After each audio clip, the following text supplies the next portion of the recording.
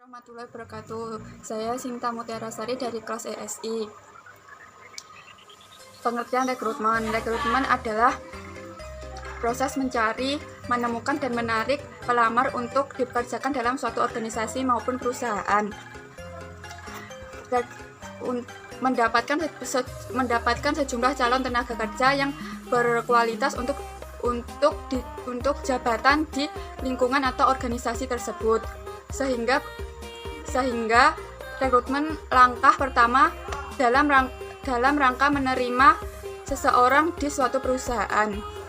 Perkenalkan, nama saya Rizky Dwayanika. Di sini saya akan menjelaskan tentang tujuan rekrutmen.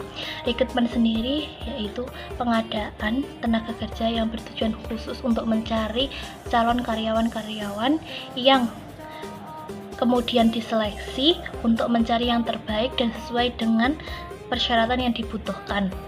Nah, biasanya perusahaan itu melakukan rekrutmen memiliki tujuan untuk mendapatkan karyawan yang berkualifikasi yang tetap bersama dengan perusahaan dengan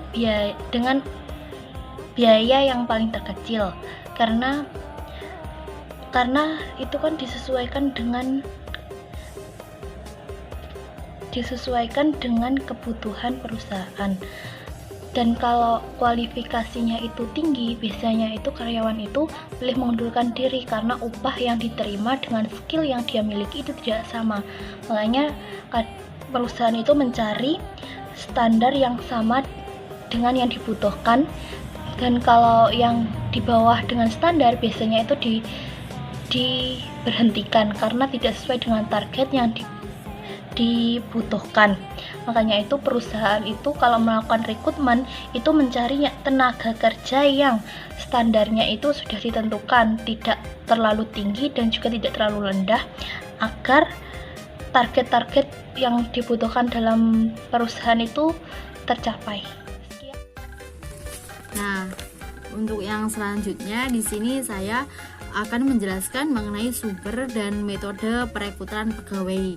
Di sini ada dua sumber, yaitu sumber internal dan sumber eksternal. Nah, di sini saya akan menjelaskan yang sumber internal. Nah, sumber internal itu meliputi apa saja sih? Nah, sumber internal itu ada 3, yaitu yang pertama karyawan yang ada sekarang yang dapat dicalonkan untuk dipromosikan. Jadi karyawan yang sekarang sudah ada kita promosikan lagi. Nah, promosikan melalui apa? Nanti kita promosikan jabatannya. Jadi kita naikkan awalnya jabatannya yang rendah, kita promosikan untuk jabatannya lebih tinggi.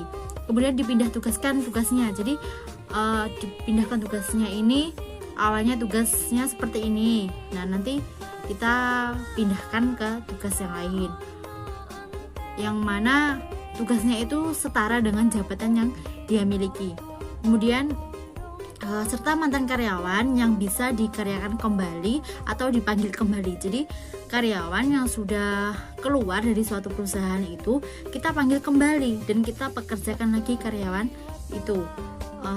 Di sini ada beberapa alternatif perekrutan dari sumber internal, yaitu meliputi yang pertama ada promosi. Nah, di sini promosi yang dilakukan untuk perekrutan internal yaitu yang biasanya sering digunakan itu untuk mengisi kekosongan pada jabatan yang lebih tinggi, yang mana jabatan itu diambil dari pekerja yang jabatannya lebih rendah.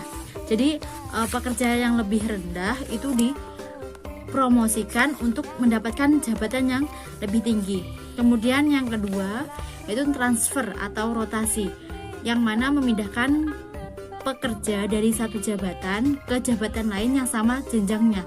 Jadi contohnya kayak bendahara sama sekretaris itu kan jenjangnya juga sama. Nah, jadi itu bisa ditransfer atau dirotasi, yang mana jabatannya itu juga harus punya kedudukan yang sama. Kemudian yang ketiga pengkaryaan kembali.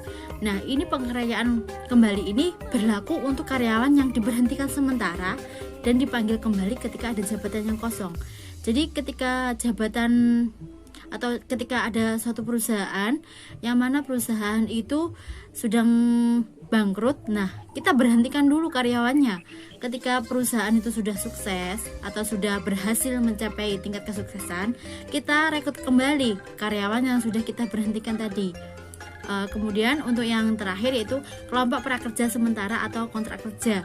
Nah di sini pekerja kelompok prakerja ini biasanya ini kerjanya itu jam-jaman atau harian saja. Jadi seperti jumlah tenaga kerja yang mana itu dipekerjakan atau diupah menurut keperluan dengan memperhitungkan jumlah jam atau hari kerja. Jadi kalau dia masuknya kita butuhkan cuma 3 hari atau 2 hari atau cuma 8 jam saja, nah kita gajinya seperti perharian itu. Jadi mereka masuk 3 hari ya sudah kita gaji 3 hari itu. Seperti contohnya dari barang bagian pengemasan. Nah kalau si produksi perusahaan itu berhenti, otomatis kan dari bagian pengemasan juga diliburkan seperti itu. Dan untuk selanjutnya yaitu akan disampaikan oleh teman saya. Terima kasih. Baik, selanjutnya saya akan menjelaskan tentang metode perekrutan dengan sumber internal. Yang pertama adalah rencana suksesi atau succession planning. Kegiatan ini difokuskan mempersiapkan pekerjaan untuk mengisi posisi eksekutif. Di sini menjelaskan tentang posisi yang lebih penting. Yang kedua adalah penawaran terbuka untuk satu jabatan atau job planning.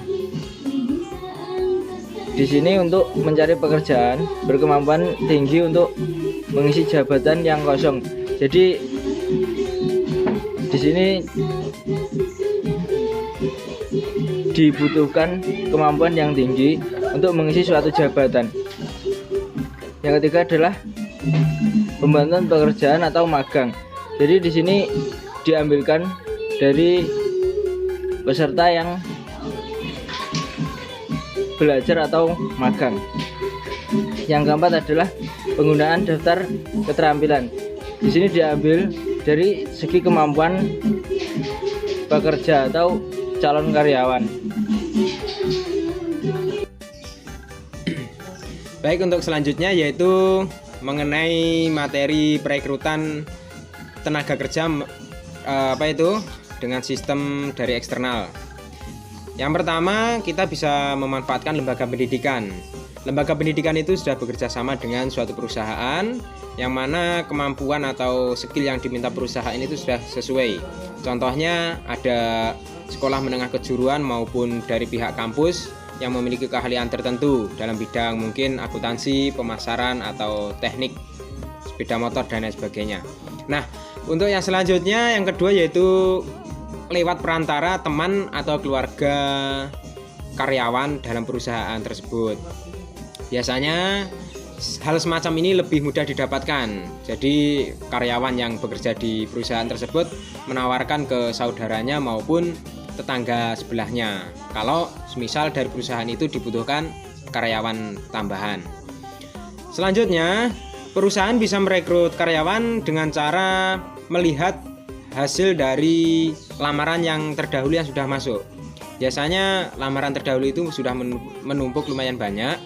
Karena tenaga kerja sudah terpenuhi, maka ada yang masih tersisa lamaran kerjanya, itu bisa dimanfaatkan.